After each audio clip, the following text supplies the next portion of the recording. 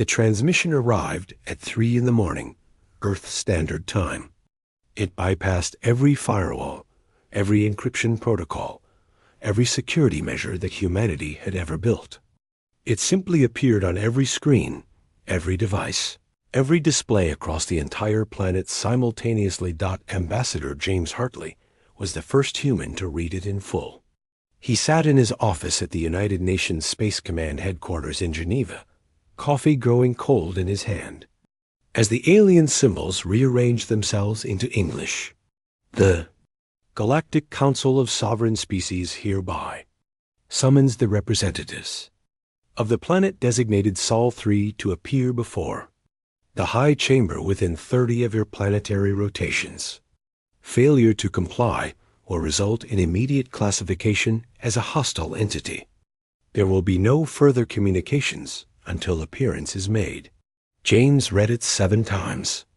Then he picked up his phone and called the Secretary General. Within hours, the world had changed forever. Humanity was not alone. More importantly, humanity had been noticed.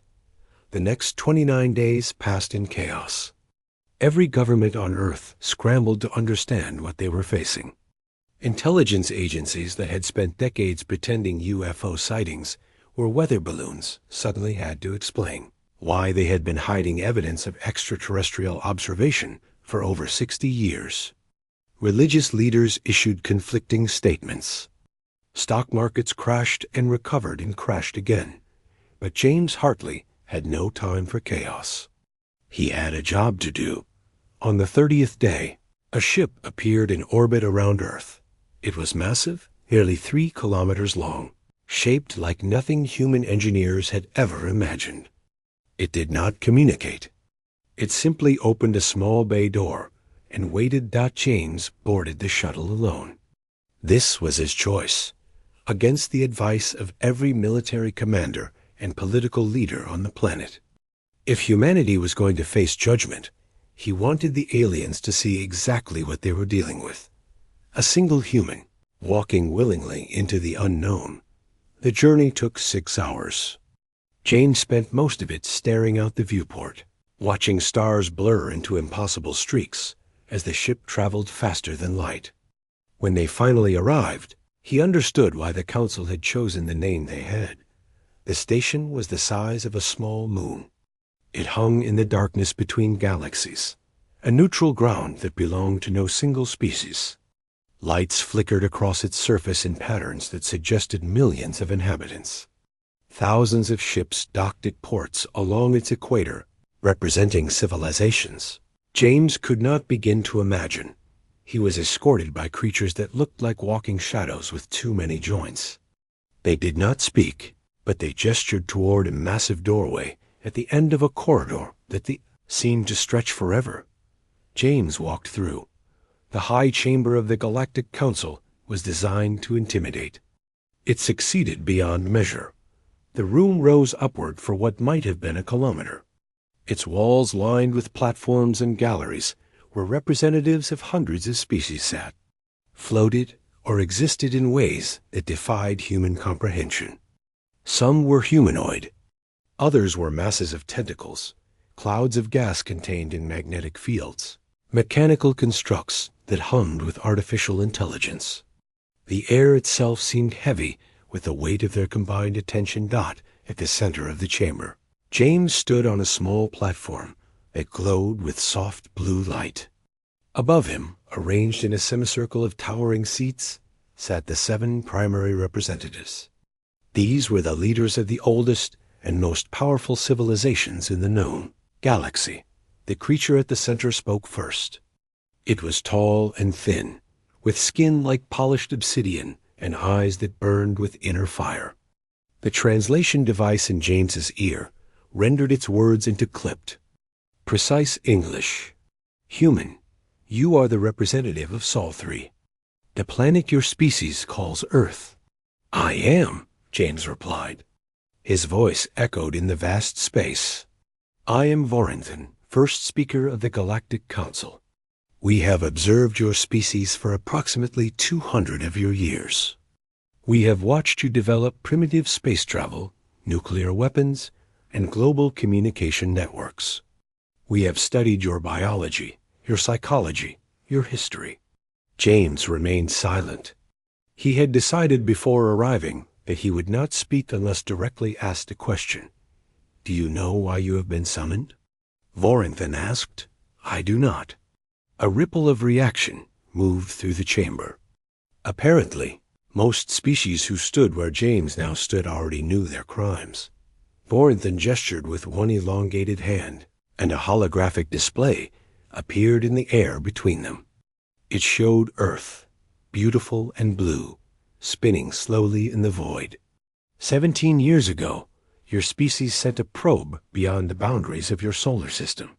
This probe contained information about your world, your biology, your location. It was an invitation. James nodded. He knew about the Voyager probes. This invitation violated the silence protocols, Voranthan continued. According to the laws of this council, no developing species is permitted to broadcast its existence until it has been evaluated and approved by the appropriate governing bodies. Your transmission was reckless. It endangered not only your own world, but every civilization within receiving distance. "I understand," James said carefully. "But we did not know these laws existed.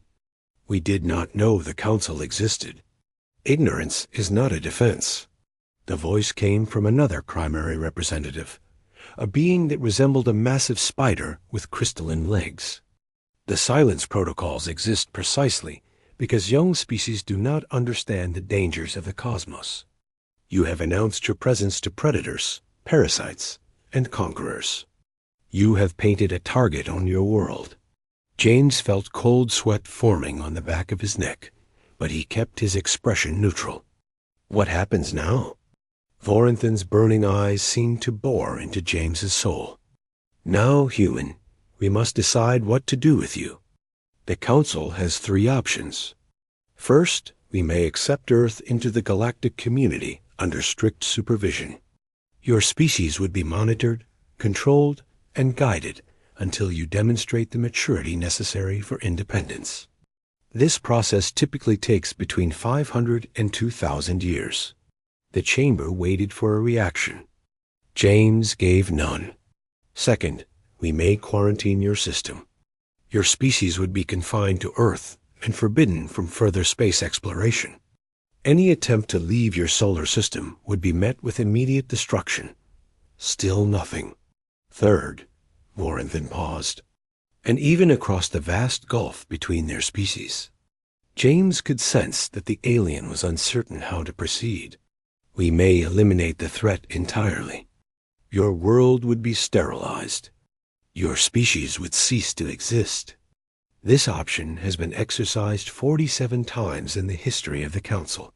The chamber fell absolutely silent. Every eye, sensor, and awareness was focused on the single human standing alone on the glowing platform. James Hartley took a deep breath. Then he did something that no species had ever done in the history of the Galactic Council. He smiled. "I appreciate the clarity," he said, "but I think you might want to consider a 4th option." Voranthan's eyes flared brighter. "There is no 4th option. There is now." James reached into his pocket and removed a small device. Every weapon in the chamber suddenly pointed at him. He ignored them. "Before I left Earth, I was given a message to deliver. I was told to wait until I understood exactly what we were facing. I believe I understand now." He pressed a button on the device. "So let me introduce you to something my species has been working on in secret for the past 60 years. The holographic display flickered. The image of Earth disappeared, replaced by something else entirely. It was a fleet. Thousands of ships, each one carrying weapons that made the Council's technology look like children's toys. They were hidden throughout the solar system, buried in asteroids, concealed in the atmospheres of gas giants, waiting in the cold darkness beyond Pluto. "We received your observation probes," James said quietly. "We captured the first one in 1961. We have spent every year since then studying your technology, improving it, and preparing for this moment. We always knew you would come eventually. We wanted to be ready. The chamber erupted into chaos. But James Hartley just stood there, still smiling, waiting for the Galactic Council to realize that humanity had never been the prey. They had been the trap. The chaos lasted for nearly 10 minutes. Delegates screamed in frequencies beyond human hearing. Others transmitted urgent messages to their homeworlds. Several species simply vanished, teleporting away to safety. The 7 primary representatives sat frozen in their towering seats, staring at the holographic display that had shattered everything they believed about the universe. James Hartley remained perfectly still on his platform, hands clasped behind his back. He had been trained for this moment his entire life, though he had never known it. Every diplomatic posting, every negotiation, every crisis he had handled had been preparation for standing exactly where he stood now. Finally, Vorenthan raised one long hand. The chamber fell silent, though tension still crackled through the air like static electricity. "This is impossible," the first speaker said. "No developing species has ever achieved technological parity with council members. Your world was classified at Level 2 development. You should not possess faster-than-light capability for another 3 centuries. Your classifications were based on what we allowed you to see," James replied calmly. "We have been hiding since the day we captured your first probe." The crystalline spider shifted on her platform. "You expect us to believe that a species barely capable of landing on its own moon has secretly developed a fleet capable of threatening the Galactic Council." "I expect nothing," James said. "I am simply showing you what exists. What you believe is your own concern." Vorenthan leaned forward, his burning eyes narrowing. "Show us the specifications. Prove that these ships are real." James shook his head. "No, I am not here to prove anything. I am here to negotiate." "Negotiate?" Another primary representative spoke for the first time. This one resembled a cloud of golden particles held in a vaguely humanoid shape. "You stand accused of violating council law. You are not in a position to negotiate. With respect, I am in exactly that position."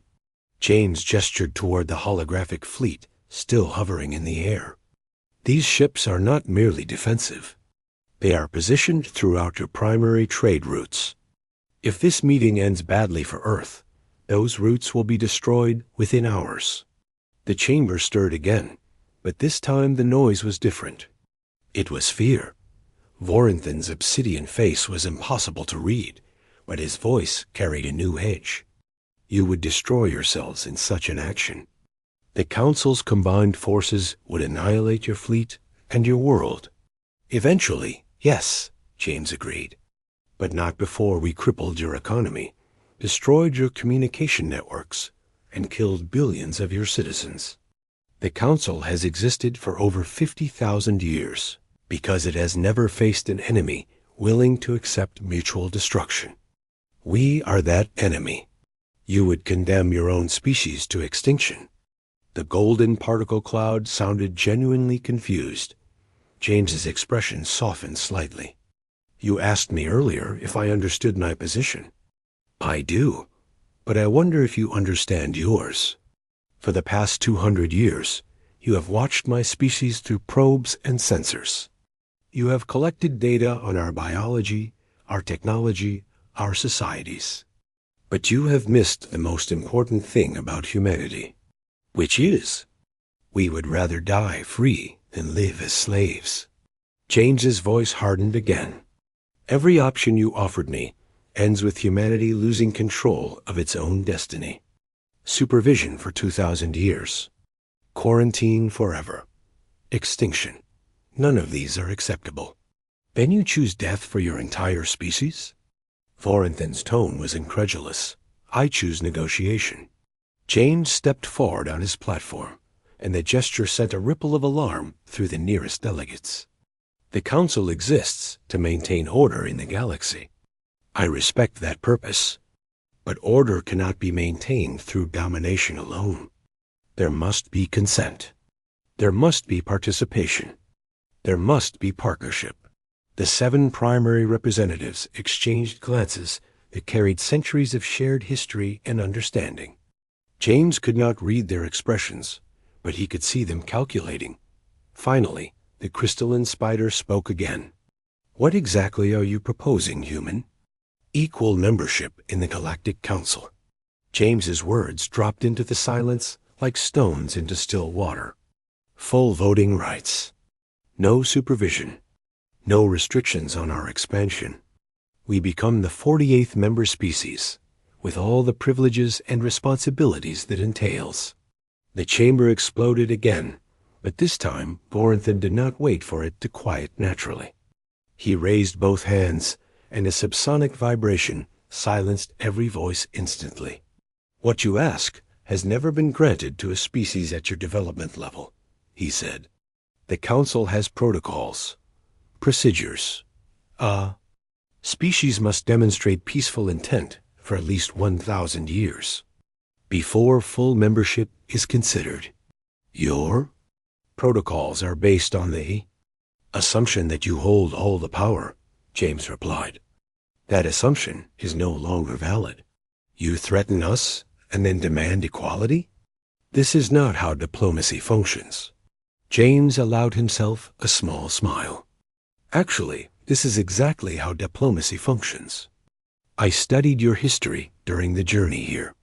The Vrendathi Collective threatened to collapse 3 stellar systems before you granted them mining rights. The Khalid Swarm destroyed 17 Council outposts before you recognized their territorial claims. The only difference between those negotiations and this one is that you believed you would eventually win those conflicts. You are not certain you would win this one. The silence that followed was the longest yet. Voranthan finally spoke, and his voice had changed. The threat was gone, replaced by something that might have been respect. You have studied us well, human. We had no choice. Survival required understanding. And if we accept your proposal? If Earth becomes a full member of the Council? What guarantee do we have that your species will not use its hidden fleet for conquest? James had prepared for this question. None. Just as we have no guarantee that you will not attempt to destroy us the moment you believe you can succeed. This is the nature of partnership between equals. It requires trust. It requires risk. But it also offers benefits that domination never can, such as technology, resources, perspective. James gestured broadly at the assembled delegates.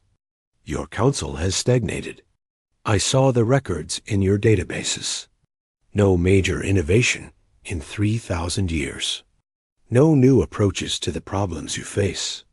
You have become so focused on maintaining order that you have forgotten how to grow.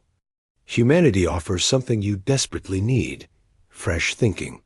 You suggest that a species barely emerged from its cradle can teach the Council something? The crystalline spider's voice dripped with skepticism. I suggest that a species which went from wooden ships to starships in 500 years might have a perspective worth considering. We evolve quickly. We adapt. We solve problems in ways that more established civilizations never consider, because those civilizations have grown comfortable with the status quo. The golden cloud shifted and pulsed. There is truth in his words. The harmonious collective has observed similar patterns in developing species before, though none have survived long enough to reach this stage. Because you destroy them before they can, James said bluntly. That policy ends today, or this chamber becomes a memorial. For a moment, James thought he had pushed too far. The temperature in the room seemed to drop. Several delegates made movements that might have been preparations for violence. Then Voranthan did something unexpected. He laughed. The sound was strange. A crackling rumble like distant thunder, but it was unmistakably laughter. 47,000 years on this council, he said, and no species has ever had the audacity to threaten us in our own chamber. You are either the bravest creature I have ever encountered, or the most foolish." "Perhaps both," James admitted. Vorinthan's burning eyes studied him for a long moment. "The council will deliberate. You will be provided with quarters suitable for your biology. When we have reached a decision, you will be summoned. How long will this take?" "As long as it takes." Vorinthan gestured, and the shadowy escorts reappeared at James's side. "But I will tell you this, human. You have given us much to consider. The galaxy may never be the same after this day." As James was led from the chamber, he allowed himself one moment of hope. The negotiation had begun. That was more than anyone on Earth had dared to expect. But deep in his heart, he knew the hardest part was still to come. The council would deliberate, and when they finished, humanity would face either a new future or a final war. There was no middle. Ground. James Hartley had been confined to his quarters for 3 days when the explosion shook the station. He was studying council records on a borrowed datapad when the floor lurched beneath his feet. Alarms screamed in frequencies both audible and subsonic. Emergency lights flickered across the ceiling. James pressed himself against the wall, waiting for the chaos to stabilize. His military training had been basic, but it was enough to tell him that this was no accident. Someone had attacked the station. The door to his quarters hissed open, and 2 figures rushed in. One was Vorinthan, his obsidian skin now covered in cracks that glowed with inner flame. The other was a being James had not seen before, a tall humanoid with skin the color of aged bronze and 4 arms that moved with unsettling grace. "You must come with us," Vorinthan said. His voice was urgent, stripped of the ceremonial formality he had used in the chamber. "What happened?" "Someone has sabotaged the station's core reactors. If they are not repaired within 2 hours, this entire structure will collapse into the void." James followed them into the corridor. The station was in chaos. Delegates fled in every direction, some vanishing through personal teleportation devices, others boarding evacuation shuttles that screamed down emergency corridors. Bodies lay in the wreckage of collapsed sections, species James did not recognize twisted in the stillness of death. "Who did this?" he demanded. The bronze-skinned alien answered. His voice was deep and resonated strangely in James's ears. "We do not know. I am Talvek, head of station security. The explosives were placed in locations that suggest intimate knowledge of the station's infrastructure. Only council members would have such information. You think one of your own species did this? It is the only explanation that fits the evidence." Talvek guided them around a collapsed beam. "Several factions within the council opposed your presence here. Some believe humanity is too dangerous to be allowed to exist. Others fear that your admission would upset the balance of power. Either group might have decided that destroying this station was preferable to the alternatives." James felt cold fury building in his chest.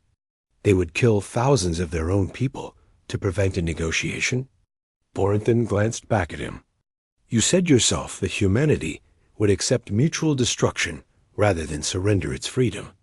Did you think your species was unique in that regard?" They reached a sealed doorway marked with symbols James could not read. Talvek pressed his palm against a panel, and the door slid open to reveal a long vertical shaft leading downward into darkness. "The reactor core is 3 kilometers below us," Talvek explained. "The saboteurs disabled the transport systems. We will have to climb." James looked down the shaft. Emergency lights flickered at irregular intervals, revealing handholds and maintenance ladders that seemed designed for bodies very different from his own. "I assume you need me for something specific," he said. "You would not have come for me otherwise." Vorinthan's burning eyes met his. "The saboteurs have placed a secondary device at the core itself. It is shielded against all council technology. Our engineers cannot approach it without triggering detonation. And do you think human technology can bypass the shield? We know it can. Talvek produced a small device and handed it to James.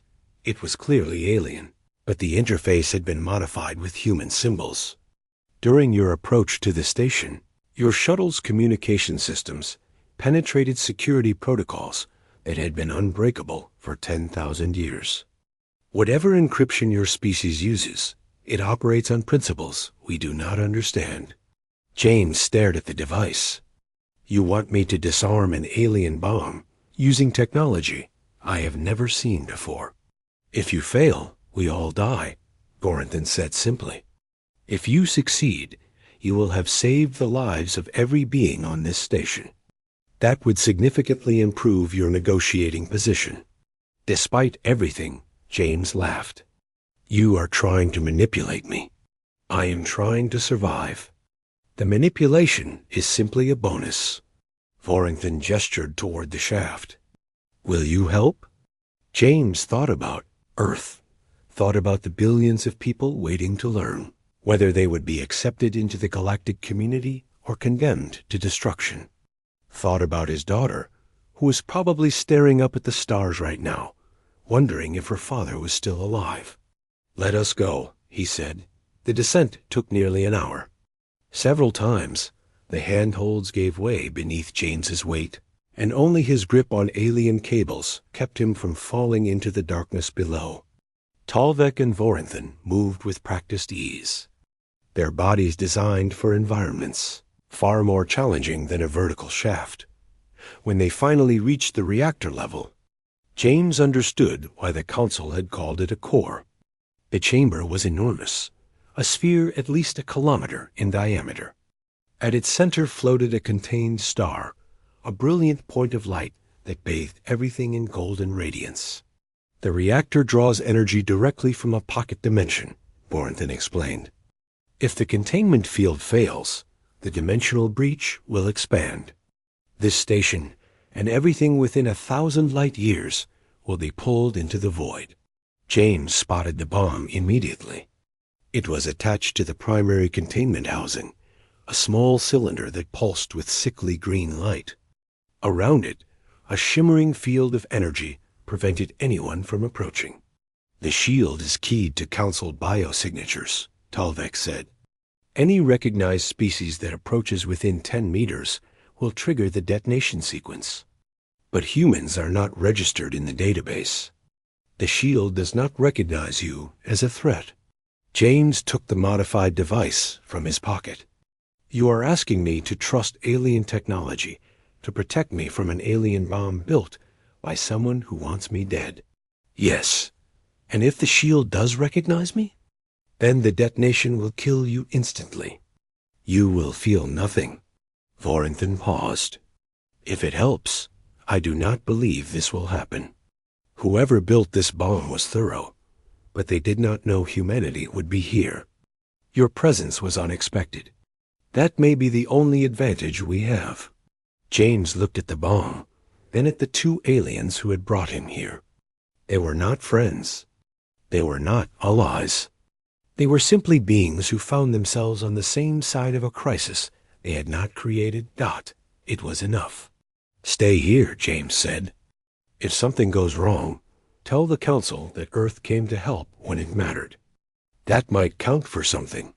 He did not wait for a response. He walked toward the shield, watching the green light pulse faster as he approached. 10 meters. 8. 6. The light was almost strobing now, and James could feel energy crackling against his skin. 4 meters. The shield recognized his movement, but seemed confused. It flickered, stabilized, flickered again. 2 meters. James reached out and touched the cylinder. Nothing happened. He exhaled slowly, then began working. The device Talvek had given him displayed instructions in human languages, but the controls were still alien. James worked by instinct, matching symbols to functions, tracing power flows, disconnecting what seemed like critical connections. Sweat dripped down his face.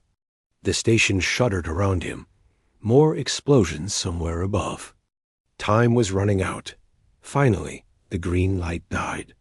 The cylinder went dark, and inert. James pulled the bomb free from its mounting and walked back toward Voranthan and Talvik. Their expressions were unreadable, but their postures had changed. The tension was gone.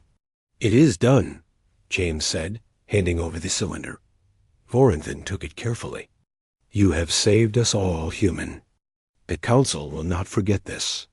I expect payment in full membership rights." For the second time, Voranthan laughed. "You are relentless. I am human." James looked up at the contained star burning above them. "We do not give up. Ever." The station's emergency systems finally stabilized. The alarms fell silent. Somewhere above, the surviving delegates were beginning to realize that they were going to live. But James knew the crisis was not over. Someone had tried to destroy the station to prevent humanity from joining the Council. That someone was still out there, and they would try again. The investigation into the bombing took 72 hours. During that time, James Hartley was confined to a new set of quarters, these ones guarded by Talvik's personal security forces. He spent the hours studying Council history, searching for patterns that might explain who wanted him dead.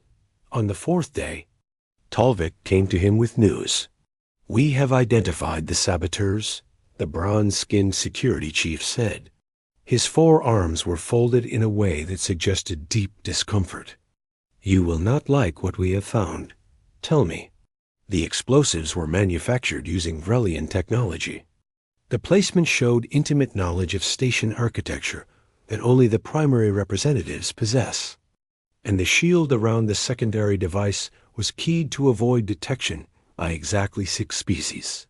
Talvik paused. The 7th primary representative was not included in the exclusion parameters.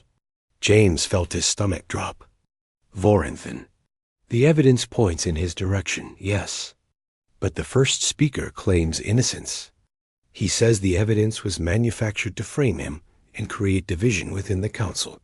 Do you believe him? Talvik's expression was impossible to read. "I have served under Voranthan for 3 centuries. He has always acted with honor. But honor does not exclude pragmatism. If he believed humanity posed an existential threat to the galactic order, he might decide that one act of treachery was justified to prevent greater harm." James stood and walked to the window. Outside, the station stretched in all directions, still bearing the scars of the bombing. Repair crews swarmed over damaged sections like antibodies healing a wound. What happens now? The Council is divided. Half the delegates believe Voranthan is guilty and demand his removal. The other half believe he is being framed by enemies who wish to see the Council fall. Both sides are preparing for conflict. Talvik's voice dropped lower. There are fleets gathering at the edges of Council space. If this situation is not resolved quickly, we may be facing civil war. James turned back to face him. And where does humanity stand in all this?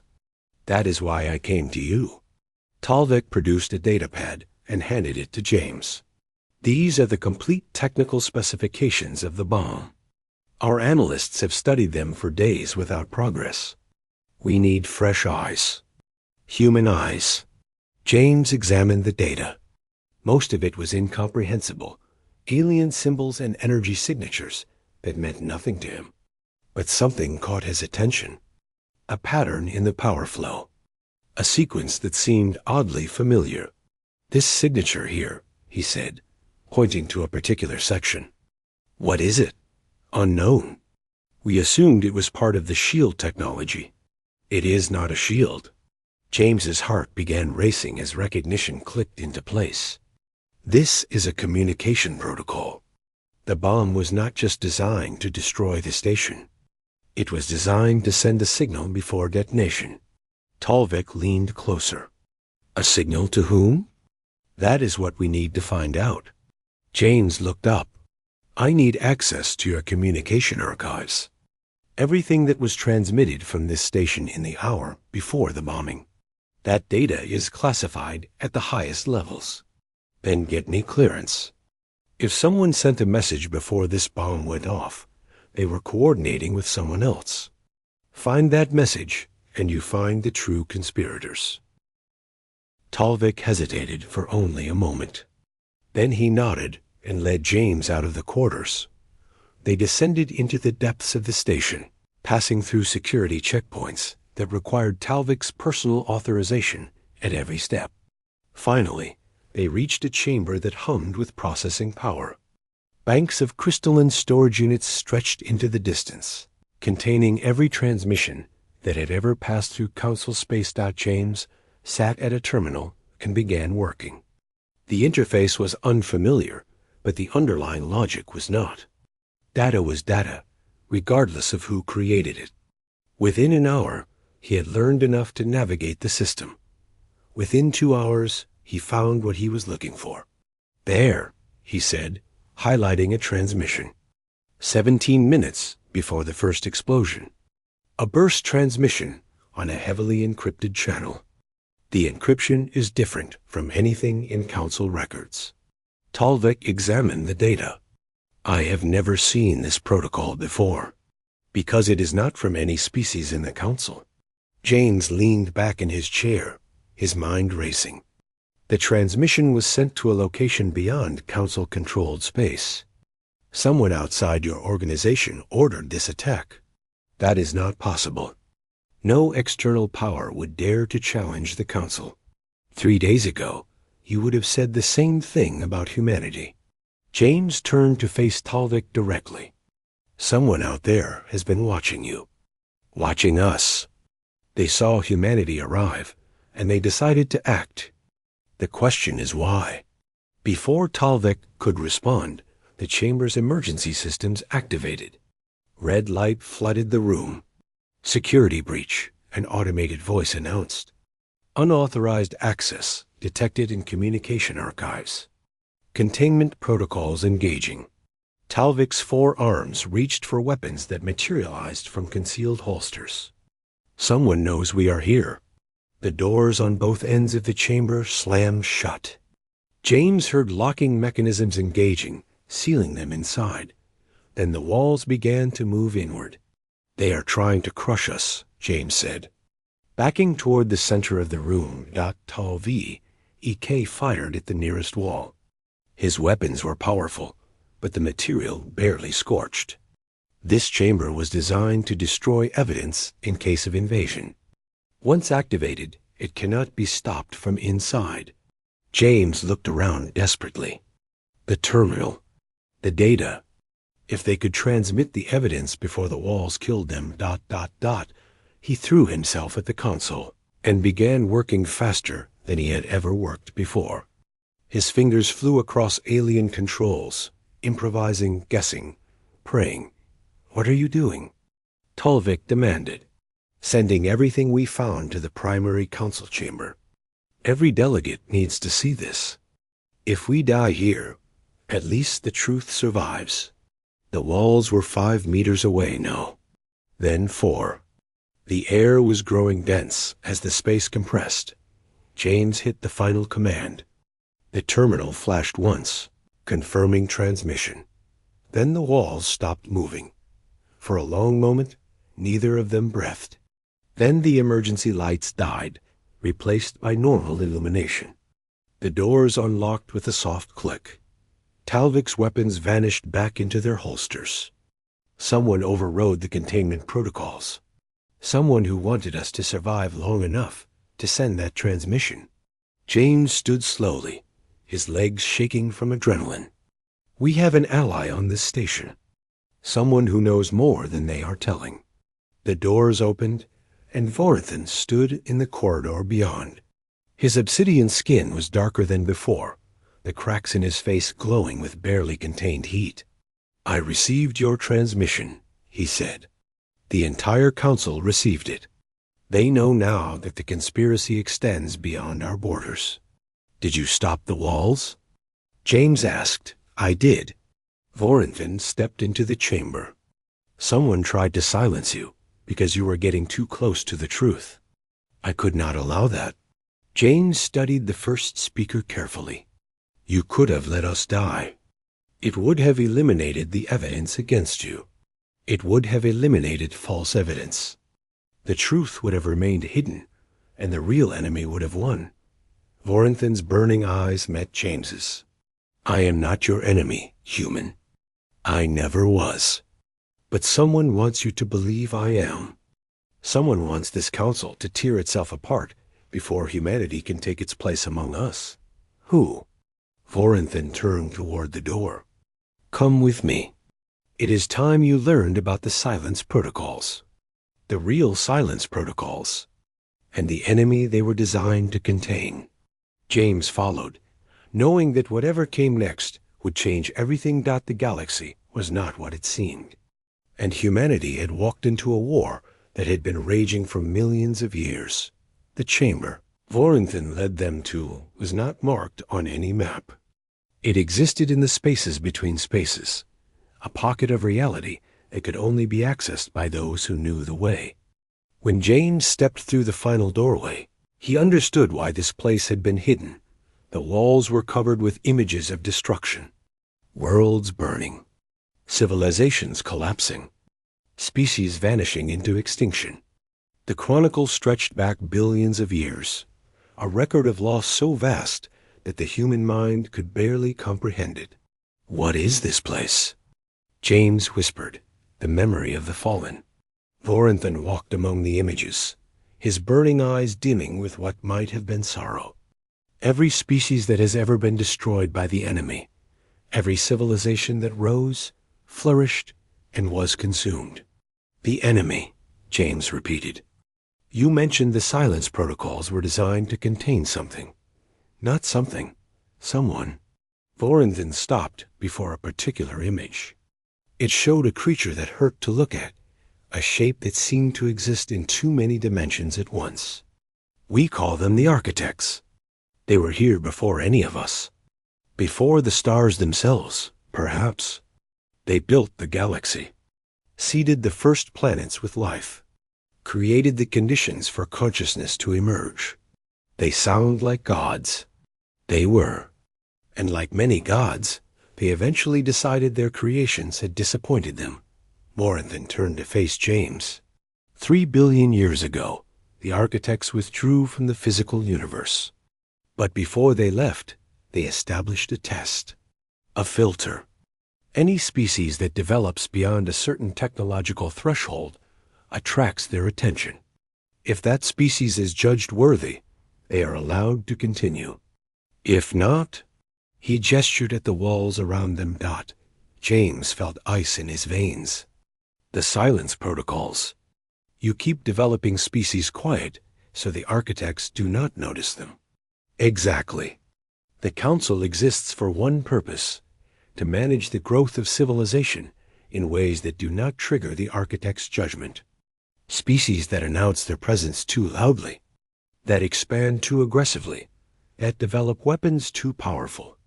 These species draw the eye of beings we cannot comprehend. And humanity broadcast an invitation to the entire galaxy. Vorenthin nodded slowly. Your Voyager probes were innocent, but they caught the attention of something far older than the Council.